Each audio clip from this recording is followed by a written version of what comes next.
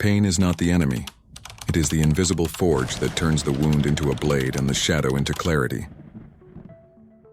Pain is the presence that never leaves. It remains in silence even after time passes, even when we believe we have already overcome it. It is not a flaw in life, not an accident to be corrected. It is the very essence of existence itself. Schopenhauer saw this with piercing clarity. Suffering is not a mistake, but the pulse of life itself. Wherever there is life, there is pain.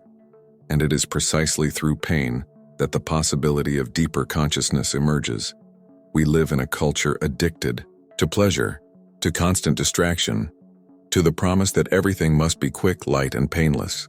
This obsession with pleasure makes us shallow, incapable of bearing the inevitable weight of existence. It is as if we have forgotten how to carry the stones along the path. The more we run from pain, the weaker we become before it.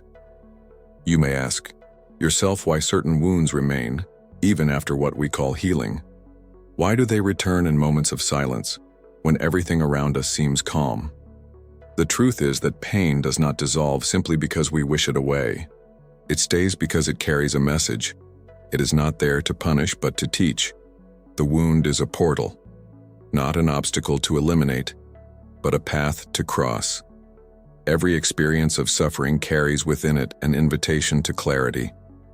And when we choose to look at it with honesty, we discover it is not an enemy but a guide. A severe guide, yes, but also a necessary one. The journey begins when we understand pain not as a flaw, but as a hidden teacher, as a key to the kind of wisdom only the rarest souls dare to decipher. Often, pain does not explode in tears or screams. It withdraws. It accumulates in silence like a river blocked by an invisible dam. On the surface, it may appear calm, but inside, pressure builds. When we resist pain, when we try to suffocate it, it does not disappear. It only turns into weight.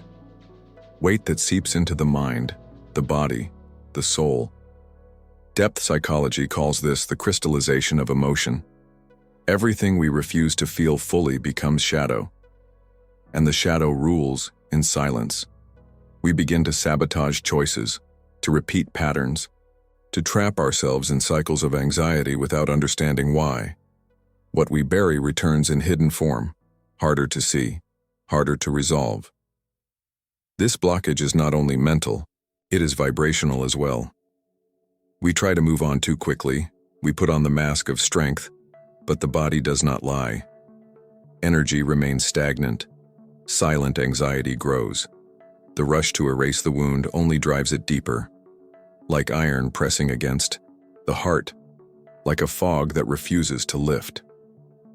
This silent block manifests as symptoms: insomnia, exhaustion, restlessness without a name. It is pain trying to move, asking for a voice. The wound does not dissolve because it has not yet been heard. Resistance feels natural, but resistance has a price. The pain we avoid turns into fate, and it only begins to release when we have the courage to see it as strength, not as weakness. There is a myth that follows us everywhere: the belief that healing means the total disappearance of suffering. We expect that one day we will wake up free of all pain, as if life were designed to offer clean endings. But no such ending exists. The scar remains not as failure, but as inscription. Every wound we have endured changes the circuits of the brain, reshapes our perception. Pain is never erased. It becomes part of the architecture of the soul. Neuroscience shows us that every painful experience opens new neural pathways. Trauma leaves marks, but those marks can expand awareness if we allow them. Suffering does not have to shrink us. It can make us more lucid, more sensitive to what is real. Healing is not about eliminating pain, but about weaving it into the fabric of life. In the spiritual field, this myth takes another form. Many believe that if we simply visualize the ideal future, repeat affirmations of power, everything will align. But the unconscious is not fooled. It carries the scars we pretend not to see. If pain has not been integrated, it vibrates in silence, distorting our conscious desires. Manifestation does not fail because the universe is unfair. It fails because we deny the shadow. When we say I'm fine without being fine, we create dissonance. When we ask for abundance but still carry unspoken grief, our field of energy remains divided. What blocks us is not the presence of pain, but our refusal to integrate it. Healing is not the absence of suffering. It is a new relationship with it. And manifestation does not happen in spite of pain, but through it. There is a paradox that few dare to face. What we avoid most is exactly what can transform us the most. We run from pain as if it were an enemy, but it is a portal. What prolongs suffering is not its presence, but our refusal to enter it. The moment we accept pain, it begins to move. It begins to transmute. Nietzsche once wrote, "What does not destroy me makes me stronger." But there is truth in this only when there is integration. Surviving pain is not enough. We must transform it into clarity. Those who only survive carry the wound as weight. Those who integrate it carry the wound as blade. Life offers us endless examples. There are those who have turned grief into creation, sculpting beauty out of loss. There are those who converted anxiety into lucidity, discovering clarity in what once felt like despair. There are those who treated failure as silent training until every fall became a school. Pain was not erased. It was transmuted into strength. The paradox is simple and severe. What hurts most is what teaches most. The wound points directly to the place where we must grow. It stings because it touches the essential. It weighs because it demands rebirth. Pain is not enemy. It is passage. It does not destroy us when we dare to face it. It remakes us. Pain is raw energy. If we do not direct it, it accumulates. But when we give it a path, it transmutes. There is a process, simple yet profound, that can transform suffering into clarity. 3 inner gestures, 3 steps that unite psychology and spiritual practice. The first, naming. Naming instead of numbing. When we say, this is fear, this is loss, this is solitude, we give form to chaos. What is unnamed haunts. What is named begins to organize. The second, breathing into the body. Where does the pain live?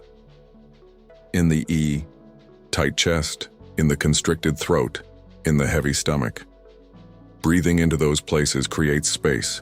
Breath brings presence, and presence allows the emotion, once paralyzed, to flow again. The third, redirection. Every wound contains energy. When we offer it form, writing, art, prayer, silence, that energy is transformed. What was weight becomes expression.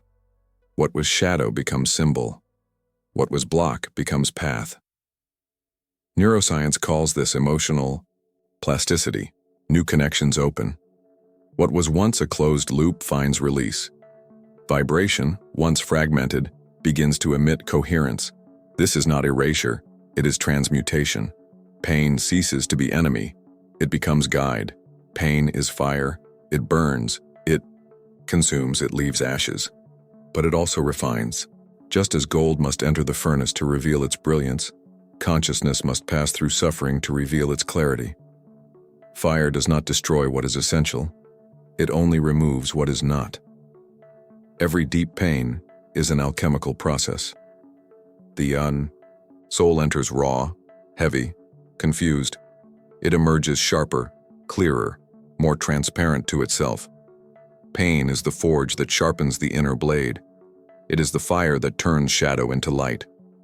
Every scar is testimony to this process, not merely a mark of damage but a seal of passage, a sign that you have entered the fire and emerged different. The wound is the signature of the soul that dared to survive and be remade. Suffering is not just fall. It is inscription of transcendence. Jung once said, "What we resist in the unconscious returns as fate." The pain we deny continues to govern us in silence. That is why it never goes away. Because it carries a message, a truth not yet integrated. Suffering does not come to punish us. It comes to initiate us. Every loss, every grief, every anguish is a call to individuation, the process of becoming whole through our own fragmentation. Pain is part of this alchemy. In the end, we do not seek to escape suffering. We seek to understand its wisdom.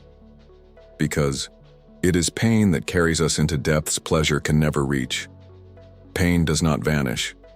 It transmutes into secret teacher, silent guide, hidden mentor. And in that silence, we finally discover pain was never the end. It was always the path.